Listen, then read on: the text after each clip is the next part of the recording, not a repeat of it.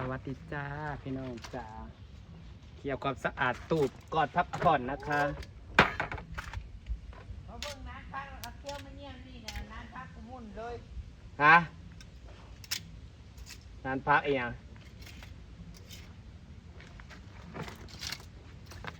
นานพักเองเลย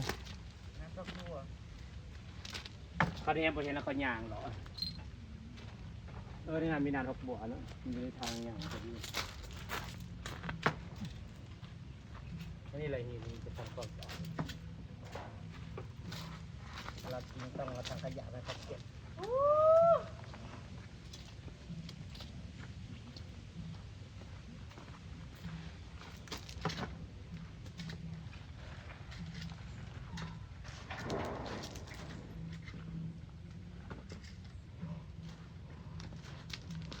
เกลือลูกเกลือเต้าไป มันสิใหญ่ไว้เกินเต้าเสียงแรงมันสิใหญ่ไว้ปลาว่าอาหารนางถึงปลามันก็ใหญ่ไว้พี่น้องแต่ปลานานบ่ลายคือปลาพันลาปลาพันลามันหลายโพดจนมาจะใส่โพดพอยแม่ปลา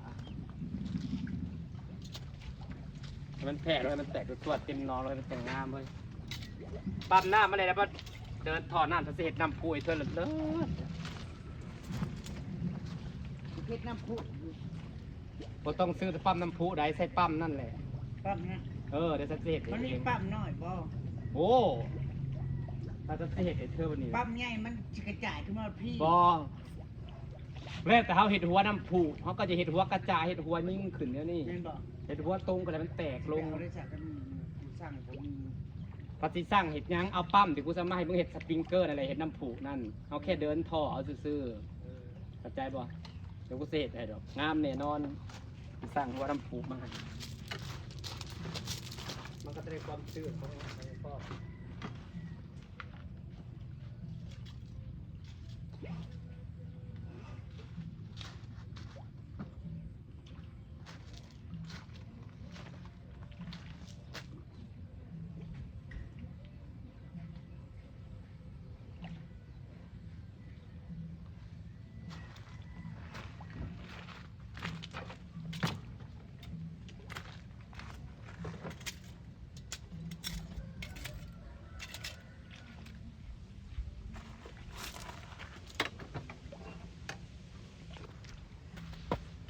เคลียร์สถานที่พักผ่อนหย่อนใจจับ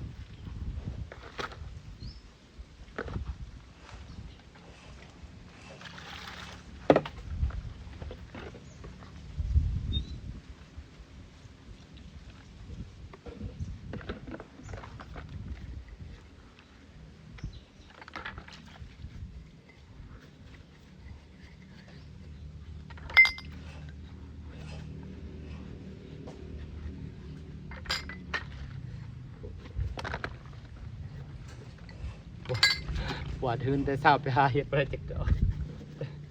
ไปเห็ดละงกกับผ้าดอกเดียวพุทธาสิอยู่หาเห็ดปยอมเมื่อคืนนี่สิอยู่หาเห็ดว่าซั่นบ่เคยหาเห็ดบ้านอำมาลาวเพื่อได้บ้านได้เห็ดจั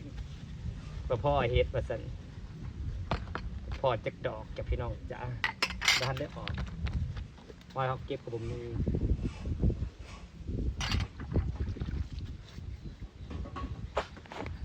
ค่ะแดดออกอะไรเฮ็ดมันจะสิออก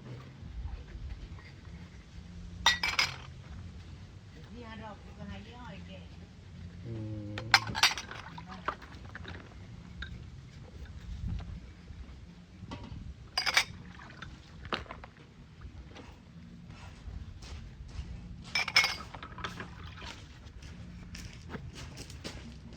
คนลาวเนาะคนผมมีลูกผมมีหลานเด้อดูลูกมีเต้า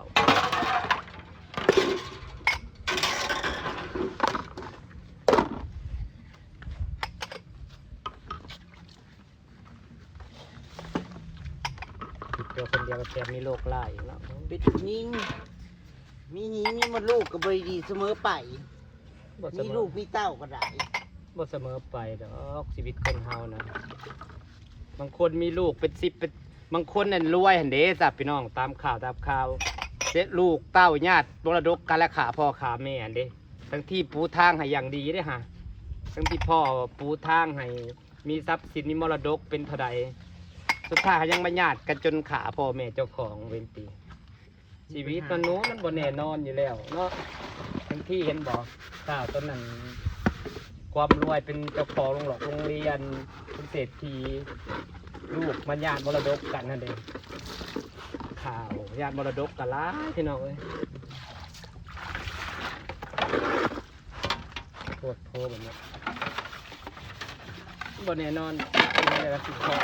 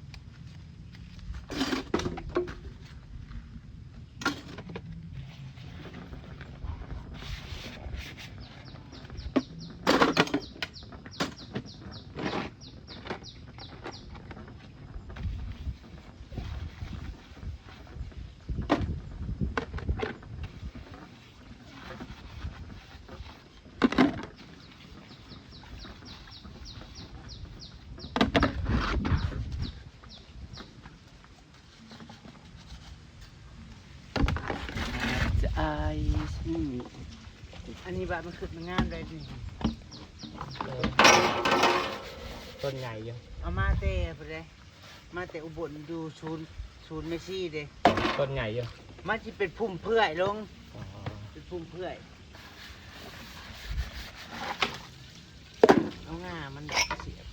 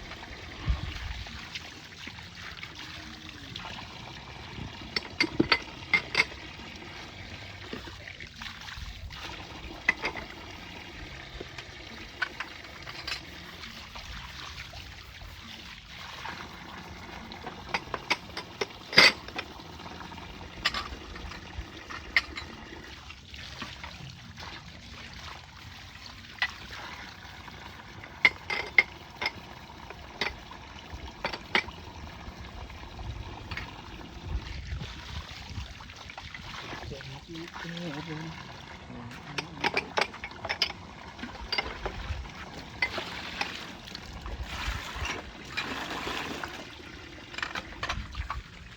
งเลย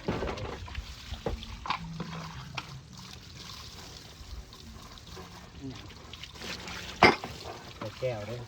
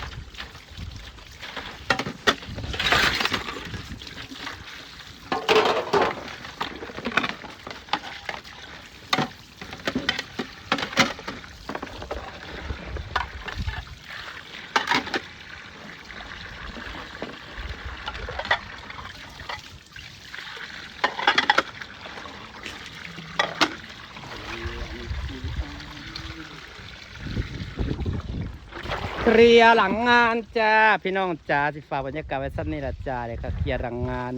สวัสดี บายจ้า ไปผู้ต่อบริ ไปเลยไปตอนนี้เลยบอกยังเศร้าอยู่เลยนอนเล่นก้อนเดี๋ยวสาย พักก่อนเพราะ อืม